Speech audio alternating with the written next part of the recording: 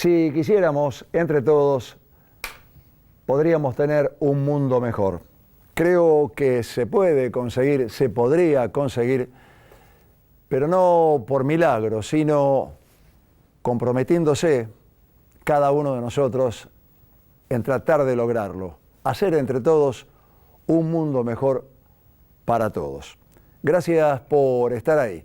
Hoy tenemos para ustedes entrevistas a Orlando Belloni, Manuel Martínez, Mayra Senaki, Roberto Echen, agenda filmada y mucho más. Antes, como de costumbre, los auspiciantes y el deseo de siempre.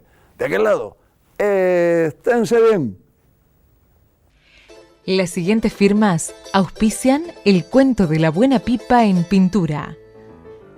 Artística New Plenty, distribuidora mayorista para artistas y artesanos. Laboratorio Civic los espera en su nuevo centro de atención de Boulevard Oroño 287, con exclusiva atención los domingos de 8 a 12. San Cristóbal Seguros, tu compañía. Calidad académica y compromiso social. Instituto Universitario del Gran Rosario, promoviendo una cultura universitaria inclusiva. Grupo OSDE. Fundación Federada 25 de junio, acompañando a la cultura rosarina.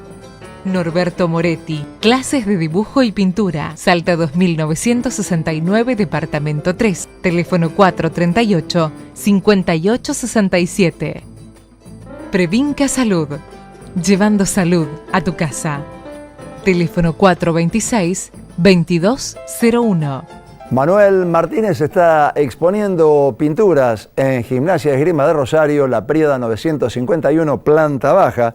Hablé con él antes de que inaugurara su muestra. En su casa, Martínez habla sobre la pintura, sobre los óleos que está presentando en Gimnasia de Esgrima y sobre el arte. Bueno, muestro todos los óleos que hice a partir de enero de este año. No son todos, porque es parte, porque hice para seleccionar 18 obras, bueno, hice como 30 y tantas, por supuesto. Y sigo pintando, ya estoy pintando para el año que viene. Esta muestra ya hace como 3 meses ya que estaba terminada, 2 o 3 meses que ya tenía todo listo. No hace mucho tiempo calificaste la muestra como de un neoexpresionismo que comenzaste a principios de este año, que lo haces, digamos, a la prima, sale de una, con mucha textura matérica y demás. En todos los casos es así, sea figura, sea flor, sea un paisaje. Justamente, eso es lo que estoy haciendo. Y con el color quiero que sea detonante. El amarillo es amarillo, el rojo es rojo. Me dijiste que lo usás prácticamente puros. Prácticamente puros, sí. En las mezclas y uso muy poco blanco. Uso muy poco la desaturación con el blanco. ¿Y la temática qué hace que un día hagas un desnudo y otro día hagas un paisaje y otro día hagas un bodegón? Porque el simple placer de decir, bueno, ahora tengo ganas de hacer esto. El simple placer, y aparte porque no hay diferencia. Cuando uno maneja la forma... Un cuadro es un cuadro, no un tema. Claro, cuando uno maneja la forma, bueno, la figura humana es figura humana porque las formas están organizadas de esa manera. Y las flores son flores también por el mismo tipo. Y son manchas en general.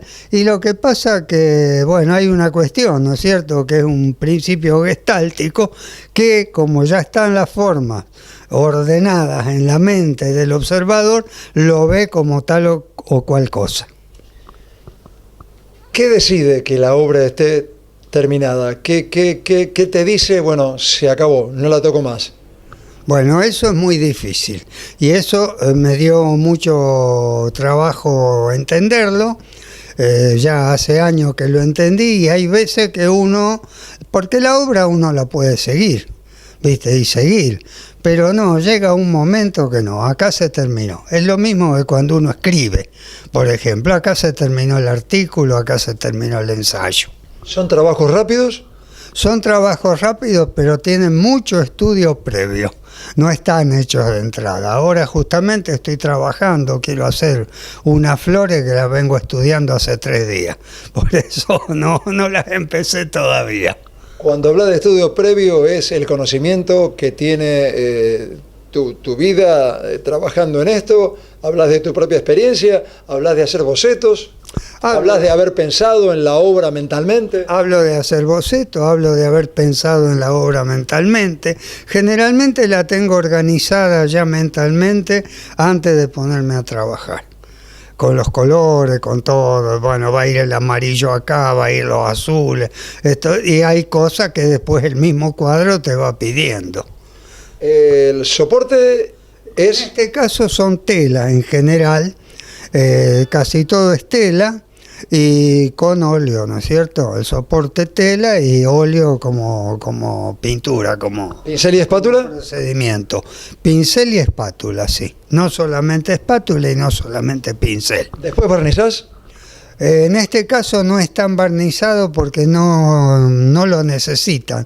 Yo para barnizar espero mucho tiempo, casi 1 año, para que se vea cuando veo... Tener la certeza de que esté bien seco. Claro, que esté bien seco, porque al trabajar con mucha materia está seca la parte de arriba, pero como el óleo va secando desde adentro, desde afuera hacia adentro, entonces todavía si uno presiona ve que abajo está fresco. Y entonces no conviene barnizar. Evidentemente le das mucha importancia al color. ¿Es lo que más te importa o todo evidentemente todo te debe importar, pero a qué le das importancia fundamental, digamos? ¿A la composición, al ritmo, al color, al espacio? A todo. En este momento le doy mucha importancia al color, pero está subordinado a la composición, está subordinado a la forma, en algunas partes no, en algunas partes es un color muy saturado, pero generalmente cuando hago figuras, las figuras son cálidas, los fondos son fríos. Rebobinemos brevemente tu formación. ¿Dónde, con quién, qué hiciste como formación? Bueno, mira, la formación mía, yo pasé por Marcelo Dazo, pasé por la Escuela de Bellas Artes, que tuve muy buenos profesores, y después como tuve la suerte de conocerlo a Antonio Berni, en una muestra en Carrillo en el 63, lo fui a visitar varias veces a Buenos Aires, y a Brusone también lo fui a visitar, que me dio muchos consejos, lo mismo Berni. No fueron clases sino charlas con él donde... Porque ellos no tenían alumnos, ellos trabajaban en su obra, pero uno iba, los visitaba y eran unas personas muy sencillas, muy accesibles, y cuando veían que uno tenía ganas de aprender, te enseñaban, te explicaban. Eran esas conversaciones donde uno aprendía mucho. Habiendo hecho tu primera muestra en el 62, estamos en 2018, tantos años transcurridos, tantas muestras inauguradas, transitadas, terminadas. ¿Qué esperas en la actualidad de una exposición? Mira, yo digo que hace poco realmente que aprendí a pintar, lo cual es verdad, porque ahora hago y abordo temas y cosas pictóricas, digamos, planteos pictóricos que antes no abordaba o que no me animaba y ahora me animo, porque la pintura es difícil, como vos lo sabés como pintor, esto es difícil, entonces lleva mucho tiempo aprenderlo. Y ahora me doy cuenta cuando una obra está bien, cuando una obra llega, cuando no llega, cuando tiene contenido, por ejemplo. Siempre me interesó eso, el arte con contenido. ¿De qué no debe carecer un pintor? De humildad. La humildad es fundamental. Cuando uno mira la historia del arte y ve a los grandes artistas, bueno, uno sabe en el lugar donde tiene que estar. Hablando de haber comenzado hace tantos años, haber estudiado con esta gente que mencionaste y estando transitando la etapa de la vida que estás transitando, ¿qué edad tenés ahora? Yo tengo 79 años, voy a cumplir 80 este año. ¿Qué sentís que se cumplió de lo que soñabas entonces y lo que la realidad te demostró o te demuestra que has conseguido? Bueno, mira, yo nunca esperé mucho en cuanto al beneficio material de la pintura. Yo supe que esto siempre era un camino que uno lo hacía fundamentalmente por placer y por una reafirmación personal. Y yo estoy muy feliz de la vida de mis hijos, por ejemplo. Mis hijos me dan todos los días satisfacciones. Mi hijo, mis hijas, mis 2 hijas, pese a que perdí una, como vos sabés, en su momento. Y bueno, tengo una mujer que me acompaña, que eso es importantísimo. No, dicen que detrás de un gran hombre hay una gran mujer. No porque yo sea un gran hombre, pero mi mujer sí es una gran mujer. Una vez que ya no estés, ¿qué querés que pase con tu obra? ¿Qué te gustaría que ocurriera? Me gustaría que la siguieran mirando en algún momento.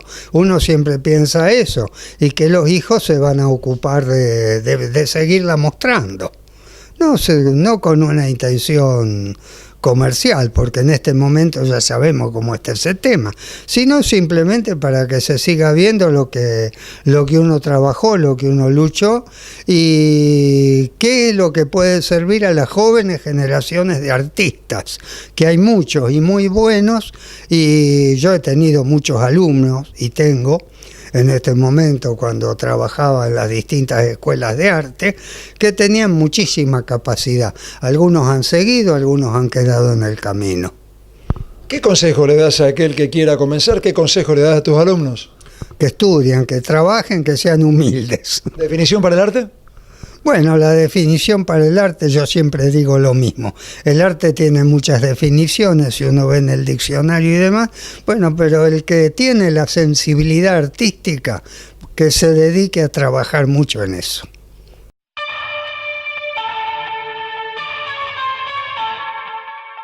Fuerza, color y decisión en la pintura de Manuel Martínez.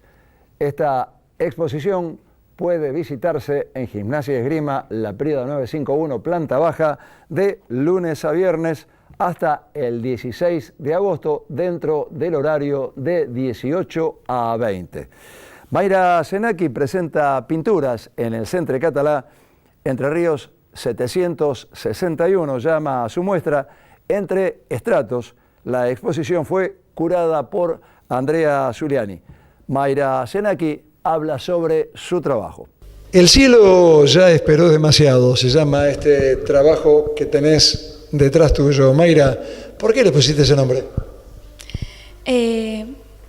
La verdad que son bastante abstractos y me resultó difícil tratar de buscarle un nombre, pero bueno, viéndolo desde mi subjetividad, bueno, como se puede ver, son todos cielos bastante serenos que te llevan a la horizontalidad, a la paz, y ya se cansó de esperar, como dice el nombre. Bueno, tiene que ver con un estado de ánimo mío, muy personal, y bueno, estalló algo muy dentro que llevaba. O sea, el nombre aparece después. Sí. Mientras lo haces, es una cosa que surge de una idea previa, que va surgiendo espontáneamente mientras realizás la obra. ¿Hiciste un boceto? Cuando creo, siempre siento que la experiencia de lo hecho hace surgir la idea. Primero, como se ve, como actor principal, lo que intento es utilizar el color. Cómo poder expresarme con el color, cómo hablar con el color. Y me gusta sentirlo, ensuciarme. Entonces lo que hago es disponer sin pensamiento previo, ir construyendo mi ser a medida que la obra y la idea nace. Por eso pienso siempre en esto de los colores opuestos, en la oposición, en el equilibrio, de tratar de equilibrar los colores. Por ejemplo, en aquel cuadro, en naranja, bastante vibrante, con un azul profundo, pero a su vez siempre existe ese equilibrio de querer, la intención es que existan los opuestos, porque en nuestra vida, más allá de mi subjetividad, creo que todos necesitamos de de una serenidad, del caos también. No existe serenidad sin caos y caos, movimiento sin serenidad, como los ciclos de la vida. Un día gris, un día pasional, un día triste, doloroso. ¿Cuánto tiempo de ejecución? Depende. Hay cuadros que lo he terminado en un día y otros que me han llevado más allá de la espontaneidad, de la abstracción y del dejarse llevar. Siempre está ese racionalismo que intenta aparecer para poder equilibrar, que todos los elementos compositivos estén en armonía, ¿no? En equilibrio. No solo que los opuestos se opongan para enfrentarse, sino que se opongan para conversar, interrelacionarse, mediante esto que son los elementos compositivos. ¿Aquel nació de esa manera? Sí, este también fue muy espontáneo. ¿Cómo se llama? Este fue más allá de que yo le puse fluye porque, bueno, también la aguada sale de algo muy espontáneo, ¿no? Este cuadro tiene la ilustración de un libro que hizo un tío mío en Pergamino, que habla sobre la inundación de Pergamino, y bueno, fue elegido para hacer esa ilustración. También lo eligieron para el teatro de Pergamino, el Teatro Unión. Y bueno, tiene mucha historia porque tiene mucho también de mí, del campo, de la tierra, el signo de la tierra labrada, de los amaneceres. Este no fue tan espontáneo, sí se puede ver en la aguada ahí que da movimiento, en lo gestual, pero... Hay una idea más evidente desde el comienzo. Sí, es un poco más... siempre está ese racionalismo queriendo componer, realizando la composición de los colores, como qué color voy a poner acá, sí. Fue mucho más armado. Esto sí, siempre es algo gestual que me sale, fluye. Contá lo técnico, ¿cómo lo haces? ¿Soporte, material? Bueno, eso es lo que más disfruto, el tema de... Bueno, los bastidores los armo yo. Disfruto mucho antes de hacer la obra la idea de salir caminando, tomar las medidas, ir al carpintero que me arme las maderas, la estructura, pensar cómo voy a armar y tensar, me encanta eso, es como una magia que siento en ese proceso, porque yo tenso el lienzo, preparo la imprimación y también nunca se termina de aprender, porque bueno, en esta serie que viene de una última serie que hice en Pergamino, que se llamó Horizontes, algunos incorporados son nuevos, estos que están acá son nuevos y me gustó mucho el desafío de trabajar en grande, porque eso es lo que sentía, ¿no? Tirar el color que estalle sobre el lienzo, ir conociendo mi ser y a la vez ir construyendo eso, o sea, la idea surge a medida que dispongo de los elementos compositivos. ¿Con qué le das la imprimación, Mayra? Le doy una mano de gesso. Algunos los empecé probando con un poco de gesso, una parte de acrílico, y bueno, es todo un desafío porque tenés que ir probando para que el pincel corra y para que no quede a veces un poco opaco el acrílico. También estoy estudiando el tema de los acabados. Justamente, el acrílico, una vez que seca, queda opaco. ¿Haces algo para recuperar el brillo? ¿Lo barnizás posteriormente? Sí, después a lo último le doy una pequeña capa con soplete que se usa para los autos, para pintar autos, le doy una capa de barniz al agua. ¿Tu formación cuál es? Y bueno, ahora soy docente, terminé la licenciatura acá en la Facultad de Humanidades y Artes, y ahora actualmente estoy terminando la residencia con Andrea Zuliani, que también fue la curadora de la inauguración de esta muestra. Y la que prologa el catálogo. También, sí, la verdad que también quería agradecerle a ella por la invitación y porque más allá de ser profesora es una compañera muy humana, me ayudó mucho, siempre me ha apoyado en los momentos que más los necesito. Y con esta muestra también me dan ganas de seguir indagando en la pintura. ¿Tenés alguna aspiración máxima en la pintura? Hay gente que desea vivir pintando, hay gente que desea lograr colocarse y ser famoso, hay gente que desea vender y tener dinero, ser una estrella como alguien del rock. ¿Cuál es tu aspiración, si tenés una aspiración máxima? Seguir pintando y seguir formándome, porque también me gusta mucho la docencia. ¿A quién admiras profundamente en el arte? Tengo pintores así que me gustan mucho y que a lo mejor me siento identificada desde lo gestual, desde el tratamiento. ¿Cómo quién? Marc Rocco, que utiliza los campos de color. Me gusta la idea de esa sublimidad del paisaje infinito.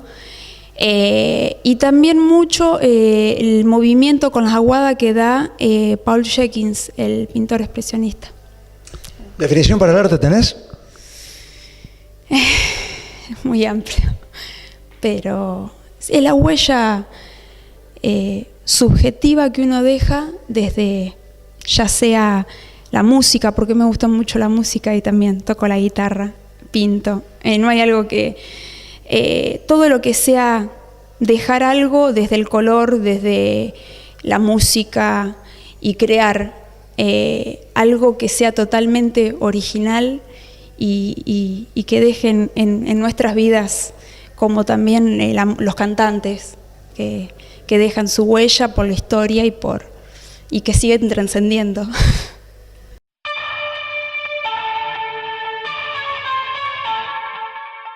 En el SEC se realizó la semana pasada Feria de Editoriales Independientes relacionadas al arte. Habla sobre esto Roberto Echen. Contame, Feira, ¿de qué se trata?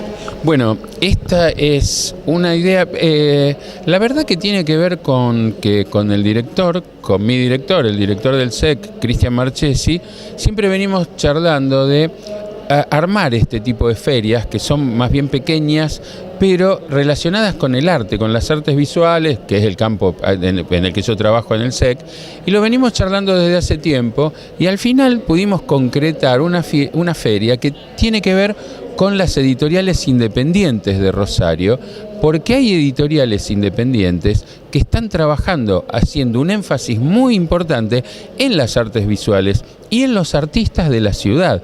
Te digo, desde artistas jóvenes a artistas con trayectoria o incluso artistas históricos como Schiavoni. Porque Iván Rosado hace eso. Exactamente, Iván Rosado ha trabajado unos cuantos artistas históricos, además de artistas contemporáneos. Entonces decidimos, de hecho nos asesoramos, Máxima Sueli de Iván Rosado fue uno de nuestros asesores, Georgina Ricci, que pertenece a Secretaría de Cultura y que tiene un pie muy fuerte en lo editorial. Ella con Lila Sigrist y Pali Montini habían fundado una editorial que trabajaron a anuario, después tuvieron Yo Soy Gilda, así que así fuimos armando un panorama y terminamos invitando a estos espacios independientes editoriales que trabajan con artistas. Pero la idea fue no solo hacer una feria, la feria va a durar hoy y mañana, pero hacer una muestra propuesta por las mismas editoriales, que las editoriales propusieran los artistas con los que ellos habían trabajado o con los que trabajan, los artistas que le hacen las tapas o artistas que les interesan, de quienes han publicado, y entonces la decisión fue esa, invitarlos para que nos digan con qué artista o con qué artistas querían trabajar y hacer una muestra. Por eso la idea fue hacer un formato, una mesa, tablón y un panel expositivo. La mesa para los libros, el panel para las obras que quisieran exponer. Y así armamos Feira. Y la verdad es que estamos contentos porque los expositores además están contentos. Me parece que les gustó el formato, se dieron cuenta que realmente es posibilitante. Es una vidriera que ellos establecen, porque... Echen, es una vidriera, es siempre, una vidriera, siempre. Totalmente. Y además este espacio que es fantástico para armar este tipo de propuestas espaciales justamente. Pero además, ¿sabés qué, Norberto? Me parece que lo que captaron ellos fue que la captación de lo que ellos están haciendo, la captación por nuestra parte de que ellos están trabajando en un vínculo sumamente interesante entre la producción libresca o editorial y la producción artística. Aprovechaste un término, feira, que es portugués. En realidad es la sigla que indica que esta es la feria de editoriales independientes rosarinas vinculadas al arte. Y por eso la contraparte es la muestra de artistas rosarinos vinculados a editoriales independientes.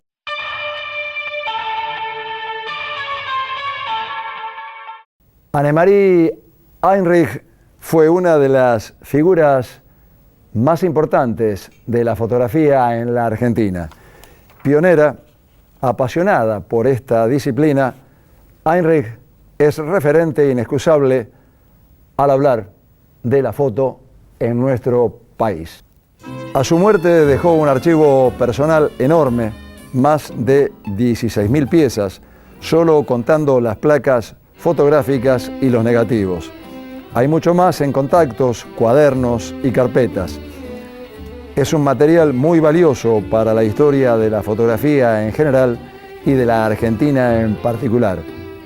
Heinrich hizo un incesante trabajo de experimentación en su estudio en la avenida Callao al 1400 en Buenos Aires, donde trabajó hasta el final de su vida, que abrió un camino enorme para la disciplina. Sus hijos, Alicia y Ricardo Sanguinetti, también fotógrafos, guardaron el material. Annemarie Heinrich nació en Alemania en 1912. En 1926 se embarcó con su familia hacia la Argentina. Después de una breve estadía en Larroque, Entre Ríos, se mudó a Buenos Aires, donde instaló un cuarto oscuro en su casa en 1930 en Villa Ballester. En el estudio fotográfico de Rita Branger aprendió las tareas de laboratorio. Paralelamente continuó su aprendizaje con Melita Lang, consolidando su experiencia en el género del retrato. Siempre persiguió la excelencia en su trabajo.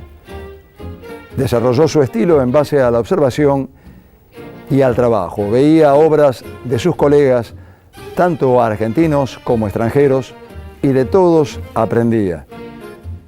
Al amparo del crecimiento de la industria del cine y la popularización de la radio, Heinrich se convirtió en la creadora de un género. Fue la fotógrafa por antonomasia de las grandes estrellas del cine, del teatro, de la radio, primero y después de la televisión. Fotos que eran retocadas a mano por la artista. Al mismo tiempo, registraba con su cámara a escritores, bailarines, pintores. Ninguna de las artes le era indiferente y conjugó en su trabajo los conocimientos adquiridos en sus otras pasiones, la danza, la escenografía, el teatro y las artes plásticas. En 1953 participó en la creación del grupo Carpeta de los 10 y en 1979 fundó junto a otras 5 fotógrafas el Consejo Argentino de Fotografía con la misión de difundir y estudiar la fotografía nacional y buscar el intercambio con lo más sobresaliente de la producción mundial. Entre otras, formaban parte del Consejo sus alumnas Sara Facio y Alicia D'Amico. Fue socia fundadora del Fotoclub Argentino. Sus obras forman parte de la colección permanente del Museo Nacional de Bellas Artes, del Museo de Arte Moderno de Buenos Aires, del Museo Nacional de Cine y del Museo Mundial de Tango. En 1982 recibió el premio Conex. En 1992 fue declarada ciudadana e ilustre de la ciudad de Buenos Aires. Publicó varios libros y recibió a lo largo de su vida muchísimas distinciones. Su personal estilo la llevó a ser por más de 40 años la fotógrafa de las tapas de las más prestigiosas revistas del mundo del espectáculo. Creó de este modo muchísimas de las imágenes que se han convertido en iconográficas, imágenes que perduran todavía en la memoria colectiva. Sin embargo, contradictoriamente, este género opacó el talento que tuvo para transitar otros con la misma capacidad, con la misma exigencia, con enorme creatividad. Usaba magistralmente la iluminación, hizo fotografías de paisajes, naturalezas muertas, danza, desnudos y se autorretrató en muchísimas oportunidades. Fue una persona generosa, cualidad que unida a su talento le dio un lugar de privilegio dentro de la cultura del país. Dejó de fotografiar alrededor de 1996 y siguió activa hasta 2000. Murió en 2005 a la edad de 93 años. Había afirmado: un buen retrato es algo más que una foto carnet. Una cara debe expresar todo lo que un ser humano tiene dentro de sí. Sobre su trabajo, señalaron que hacía del proceso constructivo de Cartier-Bresson la captación del momento preciso el centro de su estilo como retratista. El momento preciso era en ella el gesto justo, la expresión exacta que funcionaba como condensación metonímica, un rasgo de estilo que actuara como emblema visual del personaje. La mirada arrabalera de Tita Merello, la pose exuberante de Tilda Tamar, el flequillo de Berta Singerman. Jorge Luis Borges, Rafael Alberti, Yehudin Menuhin, Pablo Neruda, Carlos Castañino, Atahualpa Yupanqui, Astor Piazzolla, Aníbal Troilo, Mercedes Sosa, una joven Eva Perón, Isabel Sarle, Marlene Dietrich, Palito Ortega, Mirta Legrand y Zuli Moreno son algunas de las personalidades que fueron retratadas por la artista que hizo foco en la vida cultural argentina del siglo XX. Una gran artista, un referente, como dijimos, ineludible al hablar de la fotografía en nuestro país.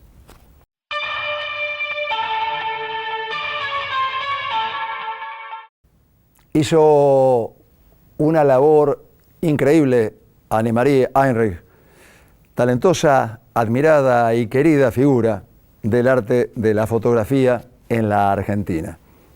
Fermín Febre fue un importante crítico de arte argentino. Había nacido en 1939, murió en junio de 2005 como consecuencia de un grave accidente automovilístico en el cual había fallecido instantáneamente su esposa.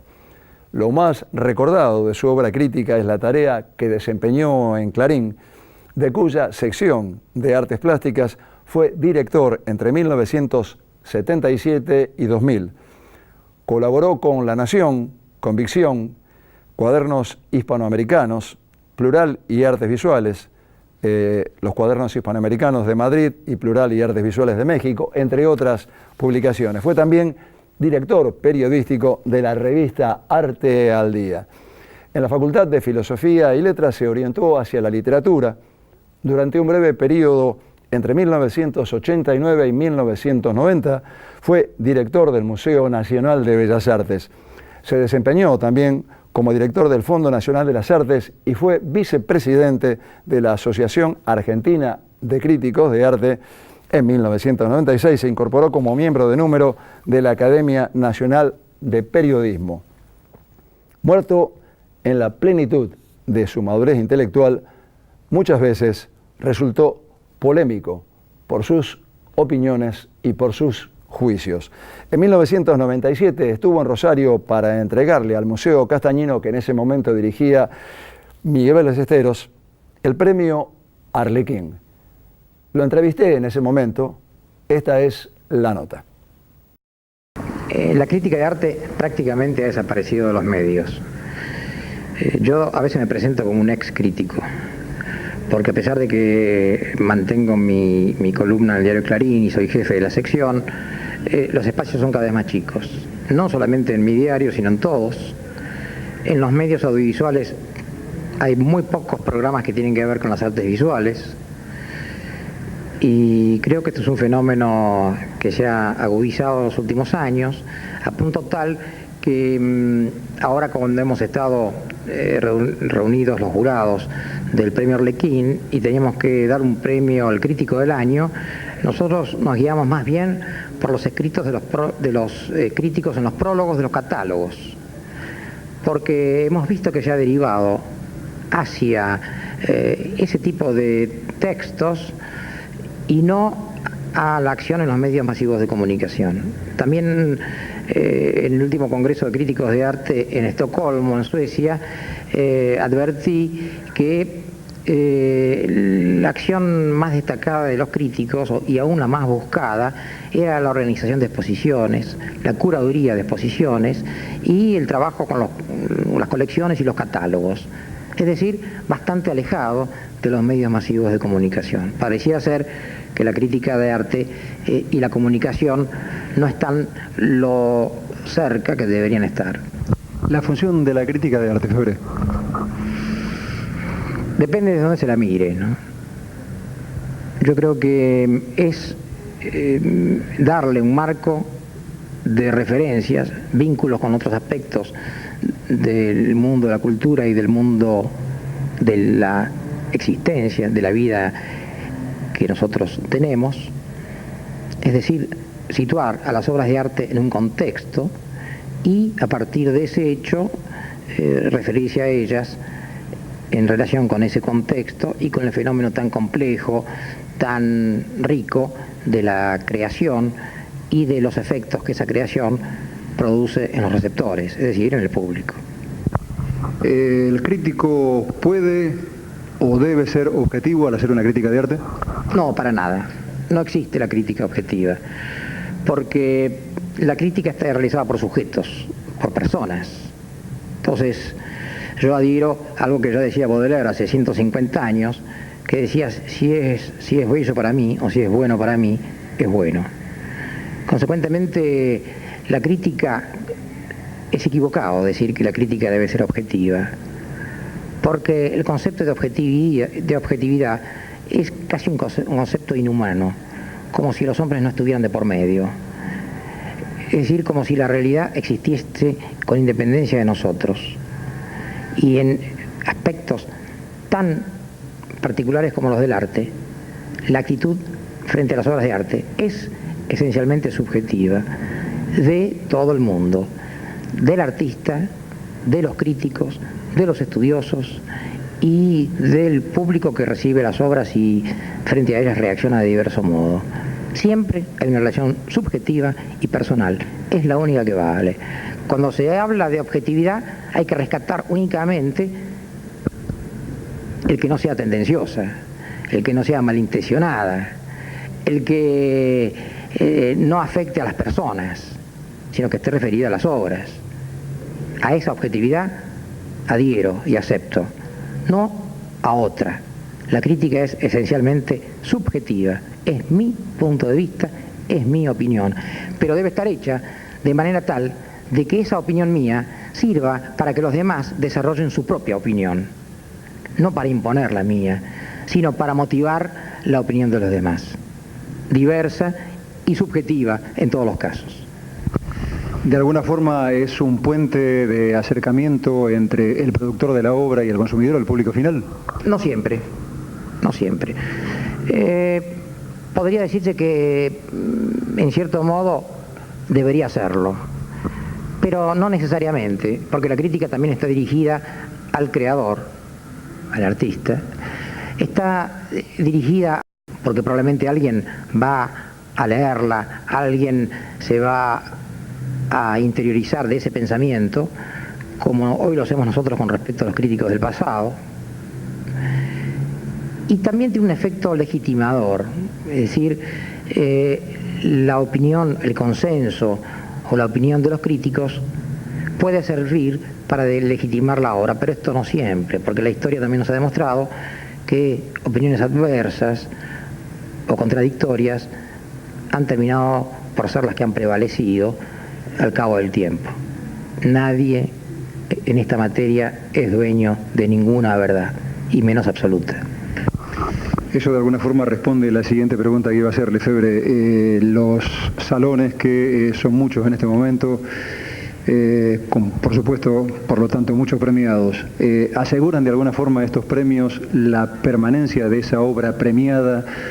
¿Asegura que la posteridad los va a rescatar como realmente valores del momento en que fueron premiados? No, para nada. Si nosotros echamos una mirada a lo que ocurría, por ejemplo, siempre se da este ejemplo, en París, en la última parte del siglo pasado, entre 1860, 70 y el comienzo de este siglo, nos encontramos con que los artistas más exitosos de ese momento hoy son los más olvidados. Y los artistas más rechazados y olvidados de ese momento, Van Gogh vivió entre 1887 y 1888 en París, pintó 200 cuadros y su hermano, que tenía una galería de arte, logró vender 2.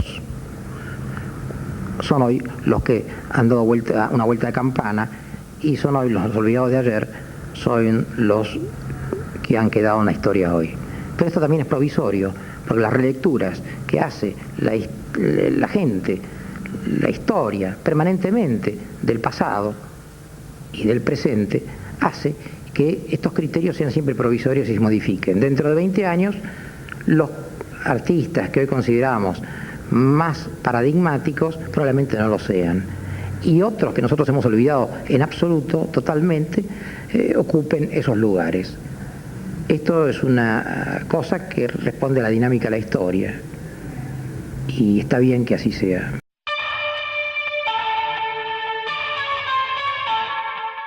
Valiosa la palabra de Febre. Entonces y ahora. Deberíamos tener espacio para el arte en los medios. Han desaparecido, salvo honrosas excepciones, las críticas en los diarios.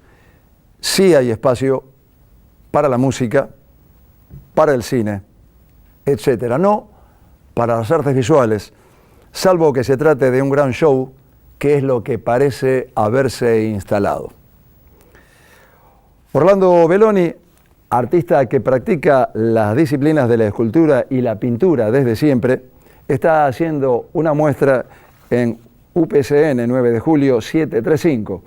En su casa taller habla sobre esta exposición Belloni, que sin pausa y sin prisa, con la entrega de quien hace de verdad, cuenta su arte, su ciudad, su barrio, que en definitiva es su mundo. La muestra es en UPCN provincial.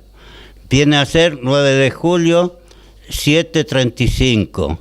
¿Qué expones ahí? Ahí expongo 5 óleos y 5 esculturas. Las esculturas son en madera policromada. Los temas son un desnudo, un gallo y bailarines de tango, que nunca falta en mi inquietud por expresar la música que más siento. En la escultura, ¿qué tipo de madera utilizás? Bueno, la madera que utilizo es madera de la que cortan acá cuando cortan los árboles. Madera, por ejemplo, plátano, fresno sobre todo, jacarandá. Y como yo tengo conocimiento de la madera, porque trabajé unos 30 años de carpintero, entonces sé hacerle un tratamiento que después no se rasga, no tiene problema. Y en el caso de que se rasgue o tenga problemas, vos después la restaurás. Sí, yo lo restauro con elementos como enchapado que le voy metiendo en la rajadura, con cola sintética, y después le hago una imprimación o 2 o 3 imprimaciones que hace que se comprima la madera, y después recién le doy barniz, aceite de lino y apenas un poco de color, porque yo quiero que se destaque que es madera. ¿Y en el caso de la pintura? En el caso de la pintura, yo aprendí, al aire libre siempre pinté con acuarela, porque la acuarela, al aire libre, cuando uno vuelve a la casa de uno, no hay una modificación. En cambio, el óleo uno cree que está trabajando muy bien y cuando viene al taller tiene que reforzar todo. El óleo es lo mío. Yo, por ejemplo, el acrílico no me atrevo a trabajarlo, no lo comprendo, no me gusta el tinte que tiene el acrílico. Claro que ahora evolucionó mucho. ¿Cómo nacen los trabajos? Bueno, ¿los ves en la vida real? ¿Haces apuntes del barrio? En el caso... Sí, hay temas, por ejemplo, como uno que son los chicos de la villa. Pasa lo siguiente. Acá hay unos chicos que están todo el día en la calle jugando. ¿no? Le digo, díganme, ustedes están siempre callejeando, le digo, agarran algún libro, estudian, y me hacen unos gestos que me quedan grabados en la mente y después armo un cuadro con todo ello en una situación especial. ¿Y en el caso de la escultura? En el caso de la escultura, por ejemplo... ¿Trabajás con boceto, con algún modelo? ¿Cómo haces?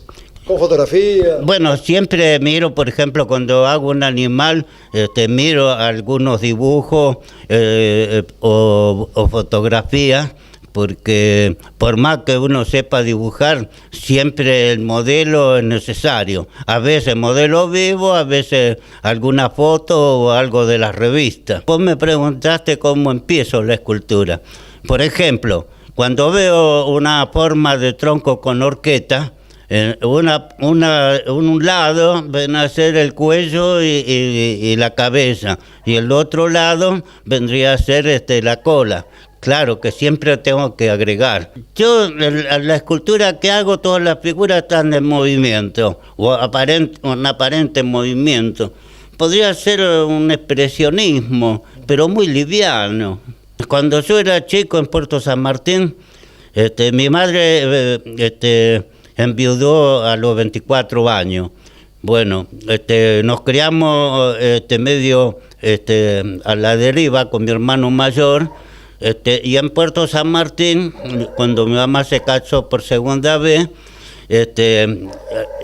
mi padrastro, o mi segundo padre, mejor dicho, alquilaba una casa que había un terreno, un baldío grandísimo donde iban los circos. Ese circo una vez dejó un montón de bolsas de yeso y se solidificaron. Y yo ahí agarré un martillo y un cortafierro y hacía figura. Bueno, lo que quiero expresar es de que en la escultura sí, soy autodidacta, nada me lo enseñó. ¿Y en la pintura? Y en la pintura, como yo trabajaba mecánico en el ministerio, y una persona que era dibujante se iba de la sala de dibujo de cartografía donde Gambarte era encargado, él me llamó y entonces Gambarte me tomó ahí en la oficina. Entonces aprendí mucho con Gambarte, 4 años trabajando con él ahí en la sala de dibujo, y Gambarte me aconsejó que fuera a estudiar con Grela. Con Grela estudié 1 año y medio por ahí, no completé los estudios.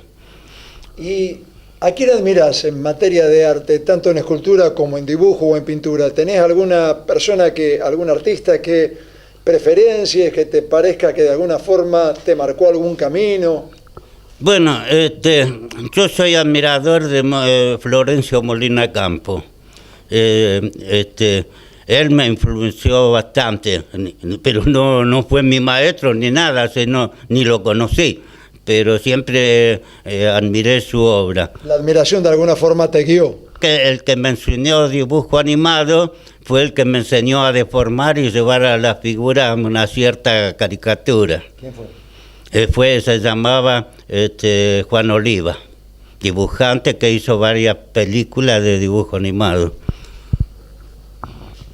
La nota en la inauguración de tu muestra no fue posible, por eso se concreta hoy en tu taller. Acá estás rodeado de tus trabajos, acá esculpís, acá pintás. Exactamente, yo como tuve que luchar mucho en la vida, nosotros nos hicimos la casa, pulmón, con mi madre insistían que teníamos que estudiar. Ella no pudo ir a la escuela porque tuvo que trabajar de sirvienta para sostenernos, ¿no? Y entonces yo cuando hacíamos la casa, mi segundo padre alquilaba, contrataba a un albañil y nosotros éramos los ayudantes. Entonces he aprendido de carpintero, de mecánico, dibujante cartográfico, letrista. Y entonces este estudio, que acá era un baldío, que dividido por la mitad, una parte es la casa y otra parte terreno fiscal. Bueno, saqué toda la basura que había acá y me hice yo el taller. ¿Qué tiempo pasás acá? ¿Cuánto tiempo trabajás diariamente? ¿Tenés una rutina de trabajo? No, ninguna rutina. Yo cuando me siento con ganas me pongo a pintar. A mí me gusta también mucho la tierra, me gusta cuidar las plantas y descanso con las plantas, y cuando me canso con la planta le meto al dibujo, a la pintura. ¿Nunca fuiste un tipo ambicioso, al menos aparentemente? ¿Nunca trabajaste para conseguir un cartel, para conseguir un nombre o un renombre? Simplemente parecería que tuvieras un perfil bajo y que tu único deseo, o por lo menos el más importante, el primordial, es el trabajo en sí mismo. ¿Es así? Sí, a lo mejor fue comodidad, pero pasa lo siguiente. Como vivo solo, yo me hago todo, me lavo la ropa, me hago de comer, hago los mandados, hago todo, no le doy tiempo a hacer una vida social. Pero pasa lo siguiente, que no tengo tampoco la habilidad esa de algo social. Pongamos por caso, Gauguin era un tipo que se atrevía a todo, se relacionaba con los intelectuales, todo eso. Y Van Gogh era un tipo que andaba con gente humilde y no progresaba por esa razón. Cuando tenía oportunidad de contactarse con gente del arte, todo eso, no iba, al contrario, le rehuía todo eso. Y Orlando Belloni, que comenzó a trabajar con ese yeso que casualmente quedó en el barrio, a este Orlando Belloni, que tiene unos cuantos años más, ahora me decís cuántos, ¿sentís que transcurriste una vida de acuerdo a lo que más o menos deseaste? ¿Hubieras querido algo más que no alcanzaste? Me siento satisfecho, pienso que llegado hasta aquí, hay otra cosa, yo a los 12 años pintaba más o menos como ahora, nada más que con el aporte de los maestros que he nombrado. Y la experiencia. Y la experiencia he evolucionado, pero evolucioné en lo mío, no estudiando distintas tendencias. ¿Le tenés miedo a la muerte? ¿Cómo ves eso? Todos nos morimos, vos te vas a morir, todos nos morimos. ¿Tenés miedo? ¿Pensás en la muerte? Pienso de que en realidad uno no muere, sino que viene a ser como si uno llegó a un grado de experiencia y conocimiento y ya es suficiente para dejar el lugar a los que vienen después. Creo en la reencarnación por eso. ¿Cómo querés ser recordado, llegado a ese caso, Orlando? ¿Como un buen tipo, un gran artista? Lo que quiero que se considere la obra, yo soy de carne y hueso. Una cosa que quiero comentar es que la Vigil, la institución Vigil, biblioteca también, están por desocupar una sala para hacer el mantenimiento de mi obra permanente, como si fuera una especie de museo Orlando Belloni, y al mismo tiempo para promocionar, como van a elegir todos temas más de todo que responden al barrio La Tablada, entonces al mismo tiempo van a incentivar que los pintores de acá se acuerden del barrio. ¿Qué destino querés para tu obra? ¿Qué destino desearías para tu obra? Precisamente eso de que que quede por acá, por el entorno, que no fluctúe hacia otras partes, que tenga trascendencia acá. Definición para el arte. Y el arte me parece que es algo que hace que el hombre crezca espiritualmente e intelectualmente. ¿Qué edad tenés? 85 años.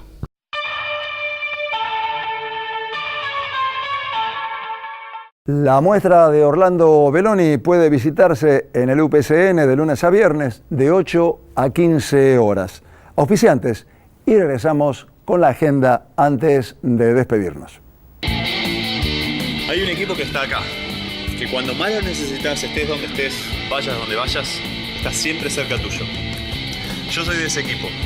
Asegúrate en la segunda, donde lo primero sos vos. Grupo Grupo Asegurador La Segunda. Las siguientes firmas auspiciaron El Cuento de la Buena Pipa en pintura. Artística New Plenty, distribuidora mayorista para artistas y artesanos. Laboratorio Civic, los espera en su nuevo centro de atención de Boulevard Oroño 287, con exclusiva atención los domingos de 8 a 12. San Cristóbal Seguros, tu compañía. Calidad académica y compromiso social. Instituto Universitario del Gran Rosario, promoviendo una cultura universitaria inclusiva. Grupo OSDE. Previnca Salud, llevando salud a tu casa. Teléfono 426-2201. Vamos a ver imágenes de algunas de las muchas muestras que se exhiben en Rosario. Lo que ya estamos viendo son las pinturas que Leonardo Testa está exponiendo en la Sala Trillas del Teatro del Círculo, Mendoza y Laprida, fuertes y coloridos los trabajos de Testa. Inés Airoldi presenta Flexibilidades, pinturas en la biblioteca del Instituto Universitario de Gran Rosario, Corrientes 1254. Paula Grassini, pinturas en la sede del Rectorado, Italia y Córdoba. Trabajos más pequeños que los que realiza habitualmente Paula, siempre con gran solvencia. Malú Mariné exhibe raíces, trabajos realizados con lana en lugar de pintura en el espacio que maneja Paula Santillán en Los Jardines, España y El Río. 100 años de arte argentino, la colección Castañino Macro, que contó con la curaduría en sus 3 diferentes núcleos de Adriana Armando y Guillermo Fantoni. Esto está en la planta baja del Castañino. De la planta alta se ocuparon Roberto Bechen y Nancy Rojas, y Carlos Herrera y Clarisa Appendino se ocuparon de la muestra del Macro. No se puede dejar de ver este buen pantallazo del arte del país y de la ciudad. Rodolfo Elizalde, Mirada Urbana, pinturas, una excelente exposición en el ECU, San Martín 750. Miguel Ballesteros en la Bolsa de Comercio, Paraguay 755, de lo simbólico y lo abstracto, pinturas. Muestra del recientemente fallecido pintor rosarino. Ballesteros era muy buen pintor, vale la pena ver esta exposición. Sin fin, muy buenos grabados y objetos escultóricos de María Suardi en Diego Obligado, Güemes 2255. También en Diego Obligado, Marcelo Villegas exhibe El Crecimiento se agita, muy buena muestra. Ni vírgenes ni santas, las otras mujeres del mar, que en el Museo Histórico Julio Mar, pinturas, joyas y vestimenta en esta exposición curada por el director del museo, Pablo Montini. Silvana López Marelli, Imperfecta Belleza en el Espacio de Arte de Federada Salud, Moreno 1228.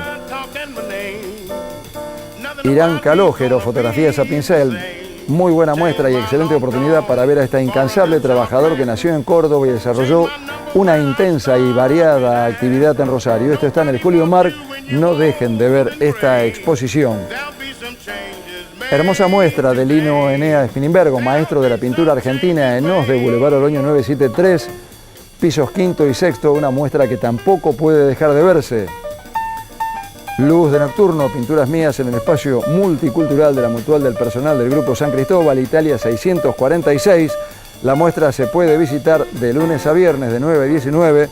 San Cristóbal extendió el horario de apertura de sus muestras para que más gente tenga posibilidades de verlo exhibido. Clausura el 8 de agosto próximo.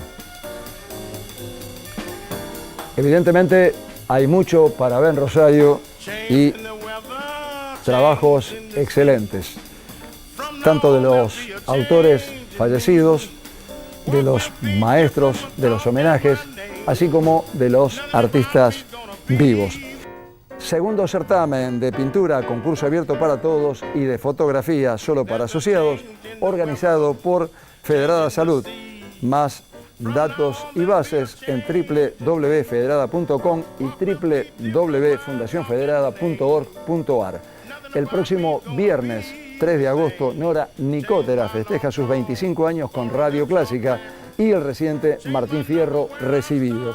La reunión es en el Mercurio, Corrientes y Córdoba, entonces el próximo viernes a las 19. Quienes estén interesados en las tarjetas, se le puede llamar a Nora Nicotera al su celular 153 537 056 o al teléfono fijo 425 6492. Chau. Esténse bien de aquel lado y recuerden que si queremos entre todos, podemos hacer un mundo mejor.